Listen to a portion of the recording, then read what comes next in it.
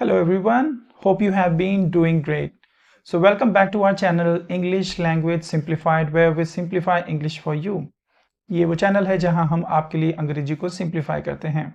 In our previous class we have already covered conditional sentences type 0 and 1. Now let's delve into conditional sentences type 2 and 3. पिछली बार हम conditional sentence 1, 0 और 1 सीख चुके हैं. आज हम कंडीशनल सेंटेंस 2 और 3 सीखेंगे. Conditional sentences type 2 is used to express unreal or hypothetical situations in the present or future.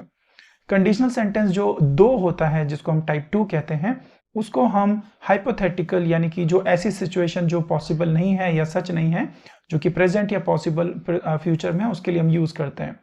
It typically consists of if clause in the past simple tense and a main clause with the modal verb would followed by the base form of the verb.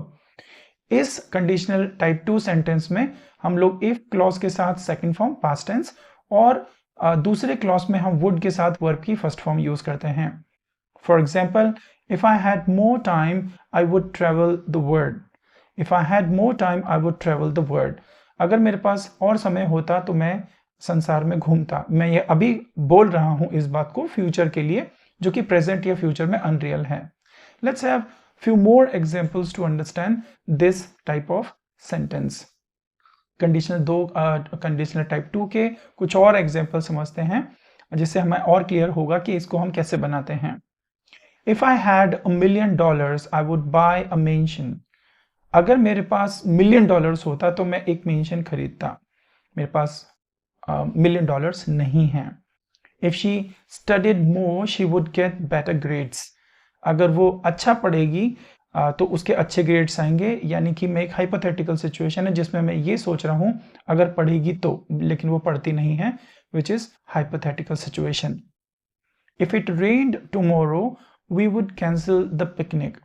अगर कल बारिश होती है तो हम plan cancel कर देंगे, which is a hypothetical situation. It means there are no chances of raining tomorrow. If I knew his number, I would call him. If I knew his number, I would call him. अगर मेरे पास उसका number होता या मुझे पता होता तो मैं उसको कॉल करता, यानी कि मेरे पास नंबर नहीं है. If I had a magic wand, I would make all your wishes come true. अगर मेरे पास जादू की छड़ी होती तो मैं आपके सपने सच कर देता, यानी कि मेरे पास जादू की छड़ी नहीं है.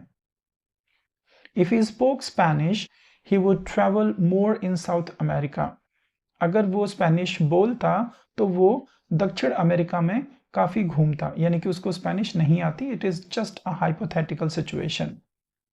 If I were you, I would take that job offer. अगर मैं तुम्हारी जगह होता तो मैं वो जॉब ऑफर ले लेता, लेकिन मैं उसकी जगह नहीं हूं, मैं तुम्हारी जगह नहीं हूं, इसलिए मैं वो जॉब ऑफर नहीं ले सकता. If they visited Paris, they would see the Eiffel Tower. अगर वो पेरिस जाते हैं तो वो आईफल टावर देखेंगे, लेकिन it is just a hypothetical situation. They are not going to Paris and they are not going to visit the Eiffel Tower. If I won the lottery, I would quit my job. अगर मैं lottery जीत जाता या जीत जाऊंगा तो मैं job छोड़ दूंगा, but there is no chances of winning the lottery. तो यानी कि ये भी एक hypothetical situation है which is unreal. If it snowed in July, I would be surprised. अगर जुलाई में बर्फ पड़ जाए तो मैं सरप्राइज हो जाऊंगा, आश्चर्यचकित हो जाऊंगा, which is not possible. So in July it doesn't snow in most of the country, so it is just a hypothetical situation. So this was about conditional sentence 2 and we practiced a few sentences, example sentences.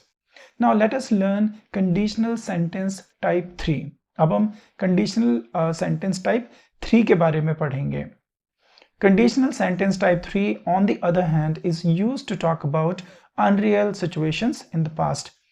जो type 2 था उसको हम present या future hypothetical situation या unreal situation के लिए use करते हैं, जबकि कंडीशनल टाइप 3 को हम पास्ट के लिए यूज करते हैं, विच इज ऑल्सो हाइपोथेटिकल. इसमें जो हमारा रूल होता है वो हम इफ के साथ had plus third form if clause में और दूसरे क्लॉज में हम लोग would have plus third form use करते हैं. An example would be, if I had studied harder, I would have passed the exam.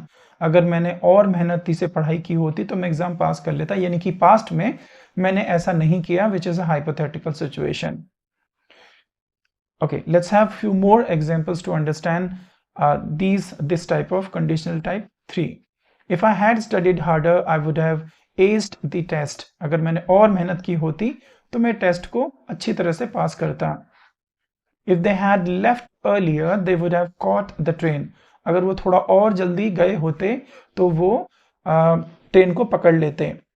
If she had known, she would have attended the meeting. अगर उसे पता होता तो वो meeting attend करती. It is in the past, which is a hypothetical situation. She did not know, that's why she did not attend the meeting. If he had bought the tickets in advance, he would have seen the concert. अगर उसने ticket advance में खरीदे होते तो वो concert देख पाती या देख पाता. This is also a hypothetical situation in the past. If you had taken an umbrella, you wouldn't have gotten wet or got wet. अगर आपने अम्ब्रेला ले लिया होता तो आप नहीं भीगते. This is in the past, a hypothetical situation. उसने छाता नहीं लिया और वो भीग गया. If I had met him before, I would have recognized him. अगर मैंने उसे पहले देखा होता या मिला होता तो मैं उसे पहचान लेता. मैंने उसे पहले नहीं देखा था इसलिए मैंने उसे नहीं पहचाना. If it had been a sunny day, we would have gone to the beach. अगर दिन में सूरज निकला होता या सूरज निकला हुआ दिन होता तो हम लोग बीच पे जाते. सूरज नहीं निकला इसलिए हम बीच पर नहीं गए. If we had asked for directions, we wouldn't have gotten lost. अगर हमने डायरेक्शंस पूछा होता तो हम नहीं भूलते या नहीं खोते. हमने डायरेक्शन नहीं पूछा इसलिए हम खो गए. So that is in the past, which is again a hypothetical situation. If they had practiced more, they would have won the game. अगर उन्होंने और अभ्यास किया होता, प्रैक्टिस की होती तो वो गेम जीत जाते. I hope my explanations have been clear and that you now have a good understanding of these two types of conditional sentences. I encourage you to practice these sentences and structures and use them with confidence in your everyday conversations. Thank you for watching and supporting us. Please continue to share this video with anyone you think who would benefit from learning about conditional sentences. Thanks again.